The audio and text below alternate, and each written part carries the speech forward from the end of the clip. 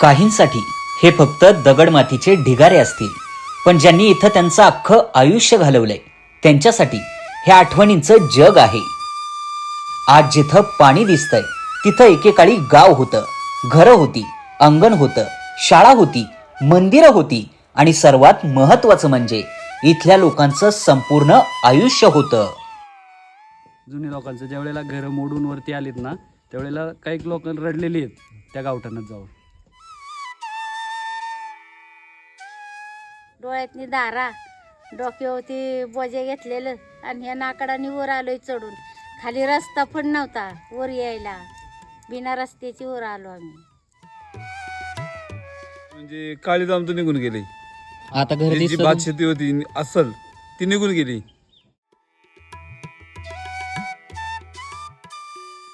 नमस्कार मित्रांनो, मी सागर मदने. सध्या मी आहे पुणे जिल्ह्यातल्या भोर तालुक्यामध्ये आणि आज मी तुम्हाला एक असं गाव दाखवणार आहे जे साधारणतः 25 वर्षापूर्वी धरणाच्या पाण्याखाली गायब झालं होतं. मावळातल्या 53 गावांची बाजारपेठ असणारं हिरडोशी हे गाव साधारणतः 2000 साली निरादेवघर धरण झालं आणि त्या धरणाच्या पाण्याखाली हे गाव गायब झालं होतं. तिथल्या लोकांना आपली घरं आणि शेती सोडून त्या ठिकाणावरून निघून जावं लागलं होतं, दुसऱ्या ठिकाणी वस्ती करावी लागली होती. पण यावर्षी पाण्याची पातळी कमी आहे, त्यामुळेच हे हिरडोशी गाव संपूर्णपणे धरणाच्या पाण्याबाहेर आलेलं दिसतंय. आणि या व्हिडिओमध्ये हेच गाव कसं होतं, त्या गावामध्ये पूर्वी काय काय घडायचं आणि आत्ता हे गाव पाहिल्यानंतर तिथल्या स्थानिक लोकांना काय वाटतं हे सगळं आपण या व्हिडिओमधून जाणून घेणार आहोत. पुणे जिल्ह्यातील भोर तालुक्यातील वरंदा घाटाजवळचं हिरडोशी गाव, मावळातील सर्वात मोठी बाजारपेठ असलेलं गाव, कधी काळी लोकांनी गजबजलेलं गाव गेल्या 26 वर्षांपासून कायमचं शांत झालंय. अनेकांसाठी जीवनदायिनी असणाऱ्या या धरणानं हिरडोशी हे गाव मात्र कायमचं उद्ध्वस्त केलं. काय होती बाजारपेठ होती, बाजार होता पहिला आमचा शनिवारचा बाजार भरायचा. काय बाजार करायचं तुम्ही तिथे? काय असं कांदा बटाटा काय भाजीपाला सगळं होतं, पाहिजे ते होतं समजा. आता तुमचं घर दिसतं का तिकडं? घर म्हणजे अशी पडलेलं? बिताड आहेत ना, बिताड आहेत की अशी. कधीतरी जात असेल ना तिकडे? जातो की. हे काय इथंच खाली आहे नाकडाला, ह्याच्या वर आम्ही आलोय आता. समोरच खाली नदीच्या कडला आहे. मग आता काय वाटतं ते सगळं बघितल्यावर? वाटतं म्हणजे सगळं आठवतं. भात शेती होती लय, ती गेली सगळी. भात शेती नाही आता आम्हाला. आणि सगळी चांगली सपाटाची वावर बिवर होती, पाणी होतं, सगळं गेलं, सगळं गेलं. 26 वर्षापूर्वी याच ठिकाणी घरं होती, भात शेती होती, पण आता मात्र सारं काही पाण्यात गडप झालंय.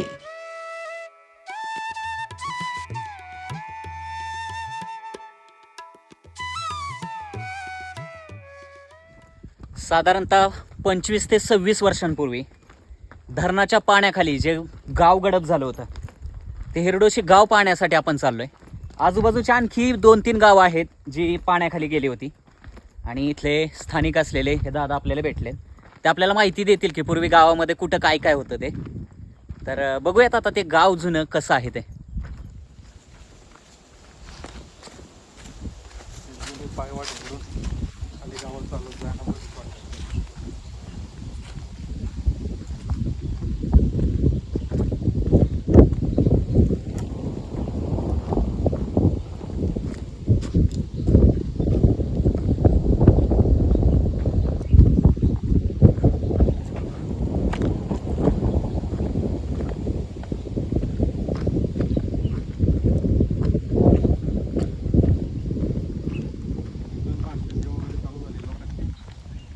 इथं शेती होती का पूर्वी?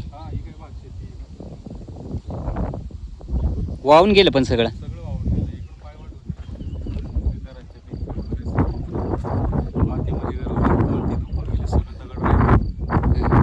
तुमचं घर कुठं होतं? खाली होता.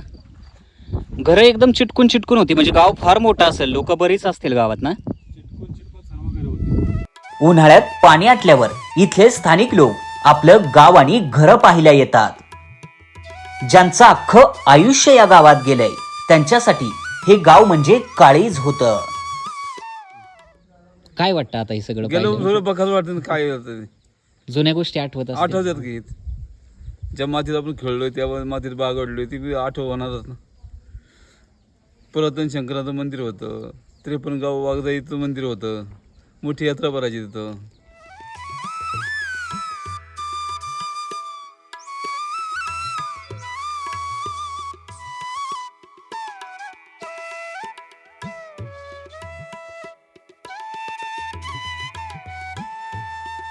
पूर्वी गावातील लोकांच्या पिण्याच्या पाण्याची सोय करणारी आणि लोकांची तहान भागवणारी ही विहीर आता मात्र बुजून गेली.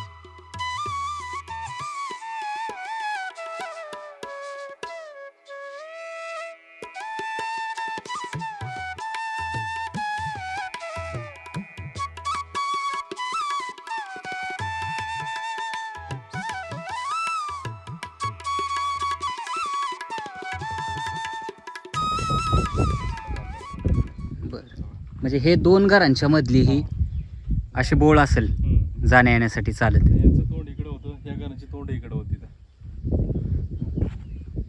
बघू शकता किती चिटकून चिटकून घर आहे. म्हणजे बरीच माणसं त्यावेळी इथं राहत असतील.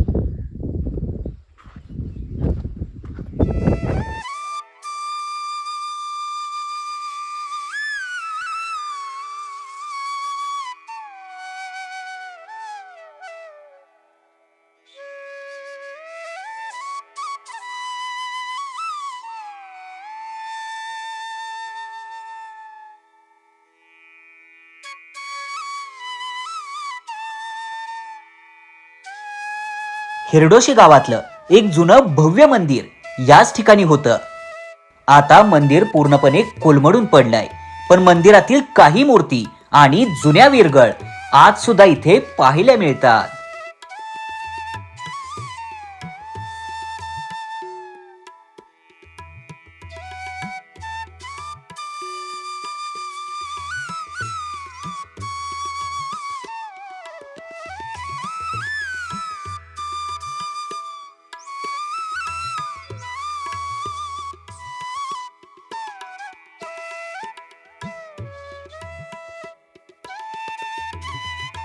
आता जिथं पाणी दिसतंय पूर्वी तिथं बाजारपेठ होती. गावातील हॉटेलच्या समोर याच ठिकाणी लोकांना पाणी पिण्यासाठी मातीच्या घागरी ठेवल्या जायच्या. ती जागा आजही दिसून येते.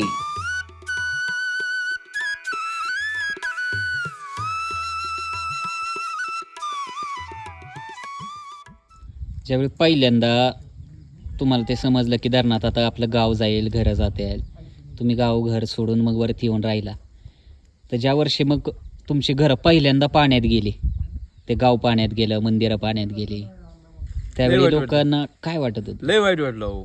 रडलीत लोक रडलीत लोक आहे. प्रपंच आम्ही वर आलो तरी पाण्यात शेती केली, तरी आम्ही शेती केली होती तयार, रोपे केली, म्हणजे पाण्यात गेली तर केली, कारण का ह्याच्यावर आपण जगलोय आणि ते का सोडून यायचं. इतकं वाईट वाटलं. बरं खाली पहिले बागायत करत होते लोक, गहू करायचे, ऊस बी होता हिरोडीमध्ये.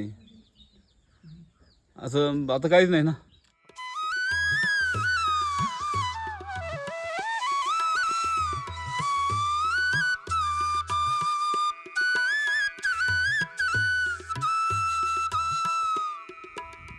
या ठिकाणी समोरच्या बाजूला धरणाची पाणी पातळी सध्या कमी झालेली दिसते. ही जी इमारत आहे ते आहे फॉरेस्ट डिपार्टमेंटचं ऑफिस. अशीच एक इमारत या बाजूला सुद्धा आहे, पण सध्या जर पाहिलं ना त्याचं छत पूर्णपणे पडून गेलंय. पण पूर्वीच्या काळी हे सरकारी डिपार्टमेंट असल्यामुळे बांधकामासाठी सिमेंट वापरले, त्याच्यामुळे आपल्याला त्याच्या पायऱ्या आणि भिंतींचं बांधकाम अजूनही काही अंशी व्यवस्थित पाहायला मिळत आहे. बघू शकता. इथं असलेली खिडकी आणि या खिडकीतून समोर दिसणारा आणखी काही बांधकाम.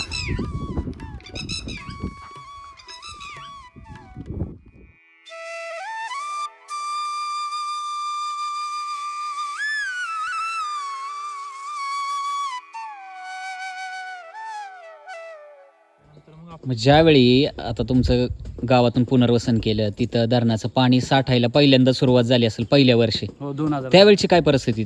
तिकडं पाहिलं लोक जात असतील, गावं आपली घरं आपल्या डोळ्यासमोर असे पाण्याखाली जाताना दिसत असतील. जुनी लोक तर आमच्या डोळ्यातनी पाणी यायचं त्यांच्या. जुनी लोकांचं ज्या वेळेला घरं मोडून वरती आलीत ना, त्यावेळेला काही लोक रडलेली आहेत त्या गावठाणात जाऊन. अशी परिस्थिती होती लोकांची. आता पण लोक खाली गेलेत ना, पाणी गरम मोकळे दिसतात ना, रडतात काही लोक. त्या जुन्या आठवणी त्यांची. इकडं सोडून बाहेर गावी आता काय काय ठिकाणी बोर ठिकाणी गेली, कोण पुण्याला मुंबईला, ज्यांना म्हणजे जागा नाही तर ती जे काही लोक येतात ना, बघतात ना, रडतात, म्हणजे आपण इथून उगाच गेलो. आज जिथं पाणी दिसतंय तिथं एकेकाळी जिवंत गाव होतं.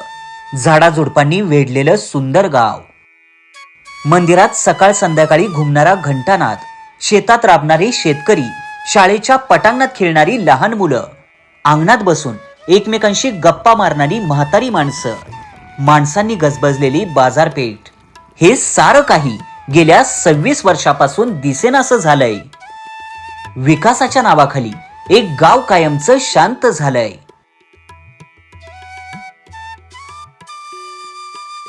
पंढरपूर आणि महाडला जोडणारा हाच तो रस्ता पूर्वी गावाच्या विकासाचा राजमार्ग होता.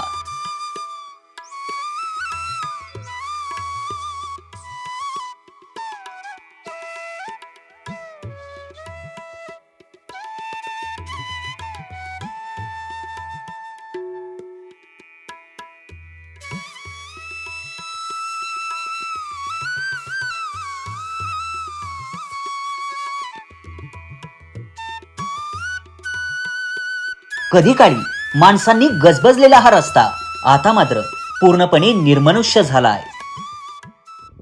हिरडोशी गावातील जुन्या महाड रस्त्यावरती सध्या आपण आहोत.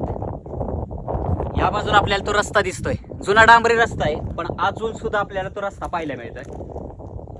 आणि एक विशेष गोष्ट अशी की रस्त्यावरचा जो स्पीड ब्रेकर होता ना, तो सुद्धा इथं दिसेल.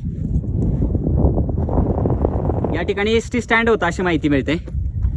आणि दोन्ही बाजूला अशा पेठा होत्या, पुन्हा दुकानं असतील पूर्वीची. ती दुकानं, हॉटेल आता जरी अस्तित्वात नसली तरी त्याचं बांधकाम आपल्याला अजूनही दिसतंय.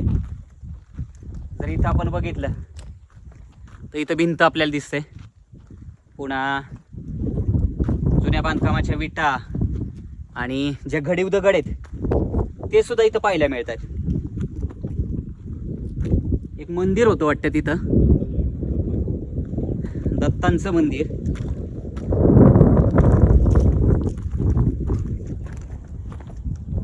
या बाजूला बघू शकता, हे भिंती दिसत आहेत आपल्याला अजून सुद्धा, आणि इथं मंदिर होतं.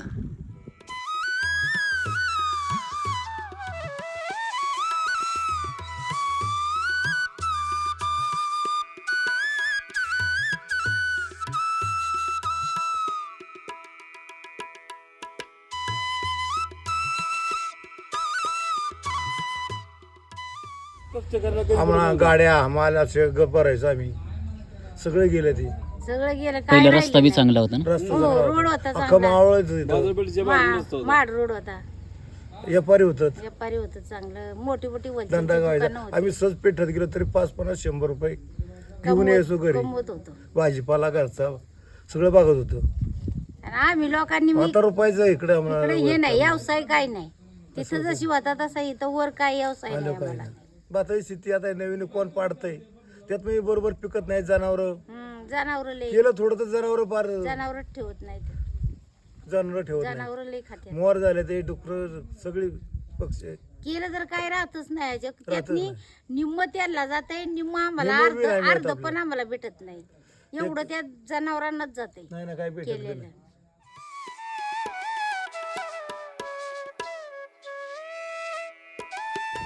हे दादा या ठिकाणी उभे आहेत, ते दाखवतायत समोरच्या बाजूला.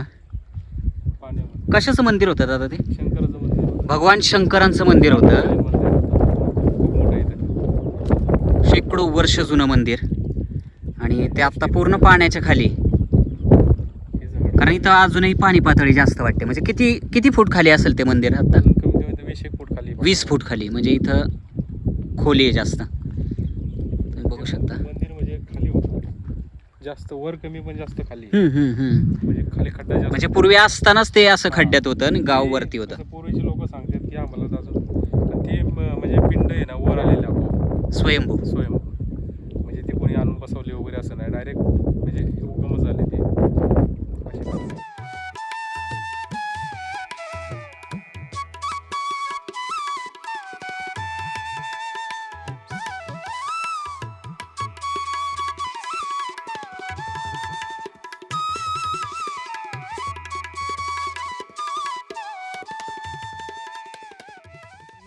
वाघजायची जत्रा तर भरायची, ती 53 गावची लोक होती, बर. ती लय जोरात होती जत्रा. आणि त्याच्या आधी आमचा गाव देव कांगरुमल म्हणून आहे, त्याची जत्रा आधी भरायची आणि मग वाघजायची भरायची. 5 दिवस जत्रा असायची पहिली. 5 दिवस? 5 दिवस जत्रा असायची आणि सगळी लोक मग 5 दिवस तुमच्या गावामध्ये यायची? सगळीकडे. हा, फुल पब्लिक अगदी. गावातल्या जुन्या मंदिरातील मूर्ती नेऊन वरती टेकडावर आता नवीन मंदिरं बांधली आहे. पण जुन्या मंदिरांच्या आवारातील काही दगडी मूर्ती आजही तिथेच पाहायला मिळतात.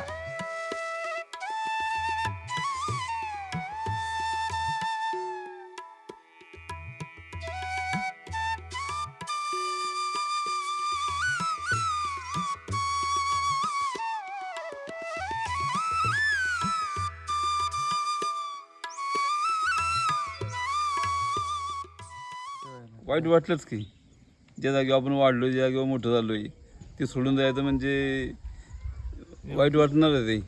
आणि आता राहिलं म्हणजे काळीच आमचं निघून गेले. आता घर जी दिसतं भात शेती होती असल ती निघून गेली. आता वरती रानात नवीन पाडायची, नवीन आता उत्पन्न तयार करायचं, नंतर पोटाचं बघवायचं, लय अवघड कंडिशन तशी. ती जर बाजारपेठ असेल ना, तर आज प्रत्येक शेतकऱ्याकडे आहे ना कमीत कमी 20-25 लाखाची गाडी घेऊन आरामशीर आयुष्यामध्ये जगला असता. हिरडीची लय गाव बोरला, हिरडीची असं मोठं वाटत होतं त्यावेळेस. म्हणजे खरी मजा जी होती ती त्याच गावात त्याच होती, गावात होती. जे खरं पारंपरिक जगणं होतं, लोक आनंदी होती ते ना. लोक आनंदी म्हणजे एकत्रित होती. आता 4 वाड्या, 4 प्रकारे 4 वाड्या झाल्या, 4 प्रकारे 4 मन झाली लोकांची. आणि सगळी दुरावलीत ना, दुरावलीच सगळी. जे एकोपा होता तो एकोपा आता नाही, त्यावेळेस एकोपा खरा होता. त्यावेळी किती माणसं असतील अंदाजे गावात? तरी 800-900 लोकांची हे होती तसं संख्या होती. बरंच मोठं गाव होतं. होतं की इथं सगळी सुविधा होती हिरडीची मध्ये. हे एस टी स्टँड होतं, पोलीस स्टेशन होतं, पीडब्ल्यूचं ऑफिस होतं, त्या काळात एवढं सगळं असणं म्हणजे फॉरेस्ट ऑफिस होतं, गाव फार समृद्ध असेल त्यावेळी. फॉरेस्ट ऑफिस होतं, सोन्याची मारवाड्याची दुकानं होती. तलाठी ऑफिस, ग्रामपंचायत ऑफिस. आणि पहिल्यांदा शाळा ही हिरडीची 7वी पर्यंत अख्ख्या मावळाची. सगळे विद्यार्थी इथं हिरडीशीला मोठा गाजावाजा असायचा. आम्ही त्या शाळेत शिकलोय ना. हिरडीची गाव फार सुंदर होतं.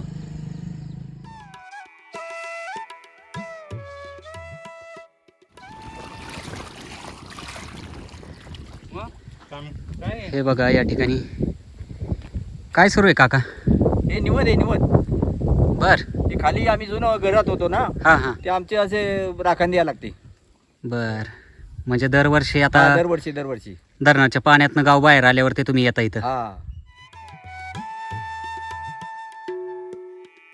आता असं वाटतं का की आत्ता जिथं राहतोय त्याच्यापेक्षा तिथंच राहिलं असतं तर लय सुखी राहिलं असतं? खरंच सुखी होतो, खरंच सुखी होतो. खाली होतो ना पण सुखी होतो.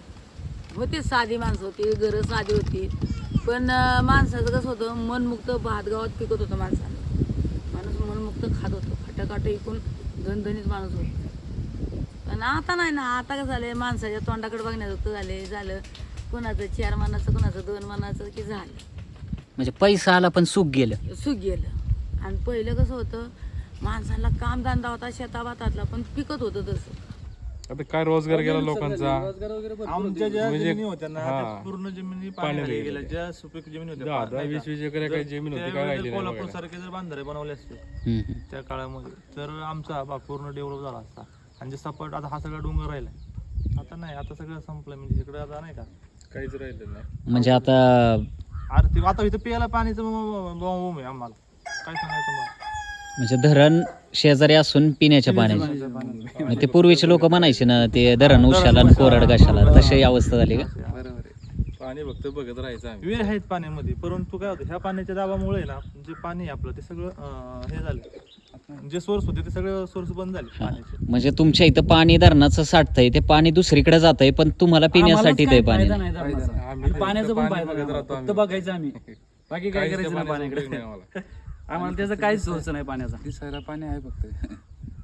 इथं इन्कम सोर्स काही नाही. इथं फक्त तुम्हाला विकेंडला येऊन तुम्ही 1-2 दिवस, आता तुम्ही समजा आता आलात ते तुम्हाला तास 2 तास वाटणार की खूप हिरवळ आहे, खूप पाणी आहे असं वाटणार. पण तुम्हाला जर इथं 12 महिने 18 काळ जर राहायचं म्हणलं तर तुम्हाला शक्य नाही का. तुम्हाला जर आर्थिक परिस्थितीमध्ये समजा तुम्हाला इन्कमच नसेल, तुम्ही काय करणार आहात. मला का असं केलं की आम्हाला 16 किलोमीटरवरून सगळं जे पावसाच्या अगोदर साहित्य लागायचं ते साहित्य 2-3 वर्ष आणावं लागलं. दवाखान्यापासून नाही का, गोळ्या औषधं वगैरे सगळ्या हा म्हणजे धरण झाल्यानंतर नंतरची काही वर्ष 2005 पर्यंत काही सुविधा नव्हत्या आम्हाला. सरकारनं पुनर्वसन केलं. मग पुनर्वसन केलं परंतु तिकडे असं केलं की जिथे ज्या ठिकाणी पाणी नाही अशा ठिकाणी पुनर्वसन करून ठेवले. आणि आमचे लोक ज्या वेळेला जायचे त्यावेळेला म्हणजे तिथल्या लोकांना भ्यायचे जास्त करून, त्यामुळे जास्त लोक हा म्हणजे गावाची शिव ओलडून जायचं दुसऱ्या गावामध्ये, त्याच्यामुळे जरा भीतीच असायची. इकडे लोक भ्यायचे तिकडे पुनर्वसनला जायला. पुनर्वसन केलं इथून 100 किलोमीटर ते 100 किलोमीटर एवढ्या लांब. तिकडे पूर्ण सातारा जिल्ह्यामध्ये पुनर्वसन आहे आमचं. फलटण तालुका त्या साईडला सगळं दगड आहेत. म्हणजे दुष्काळी भागामध्ये. दुष्काळ भाग म्हणजे जिथं पाणी नाही प्यायला अशा ठिकाणी पुनर्वसन आहे. तिथं काय करणार. धरणाच्या पाण्यापासून उंच भागावरती असलेल्या या ठिकाणी आता हिरडोशी गावातील लोकांनी वस्ती केली आहे. अशा 2-3 वस्त्या तयार झाल्यात, पण लोकांच्या समस्या मात्र अजूनही संपल्या नाही. पहिलं मूळ गाव होतं त्या गावामध्ये, आता म्हणजे हे कसलं जीव जगवायचा आहे आणि फक्त हे करायचं एवढंच आहे, बाकी काही नाही. रोड होतं भरपूर, जागा सपाट, जमीन सगळं एकदम असं हे होतं, मैदान होतं. आणि हे म्हणजे कसं तिकडं टेका, तिकडं आली दरी, इकडं आली दरी, नेमधीच मरी, अशी आमची तरा इथं मधल्या सपाटावर. परिस्थिती एवढी होती ना की तेवढ्यावरती माणूस वर्षभर आपलं म्हणजे जीवन जगायचं. एवढी सर्व पाण्यात गेली. आता काय सगळं डोंगर भाग राहिला. आता वरती पाड्याचा म्हणलं तर त्या दुपट्टी पण खर्च आहे. एवढी मोठी मोठी शेती आहेत खाली, सगळी प्लेन जमीन गेली पाण्यामध्ये, काहीच राहिलं नाही. तुमच्या सगळ्यांचं शिक्षण तिथंच झालं होतं का की जे आता पाण्यामध्ये शाळा गेली? मी म्हणजे 5वी मला 5-6वीला होतो त्यावेळेला, मी धरण झालं तेव्हा. बरं. त्यावेळेला खाली शाळा होती, पण ती अख्ख्या मावळाची धर्मशाळा होती. अख्खी मावळातली पोरं असायची तिथे, अख्खे 53 गावची. आता पावसाळा सुरू होईल, गाव पुन्हा पाण्यात जाईल, लोकांच्या नजरेसमोरून गाव पुन्हा गायब होईल. पण इथल्या लोकांच्या मनातून मात्र गाव कधीच गायब होणार नाही. कारण धरणाच्या पाण्यात घरं बुडू शकतात, शेतं बुडू शकतात, पण गावाच्या आठवणी मात्र कधीच बुडणार नाही. त्या लोकांच्या मनात आणि लोकांच्या काळजात कायम जिवंत राहतील.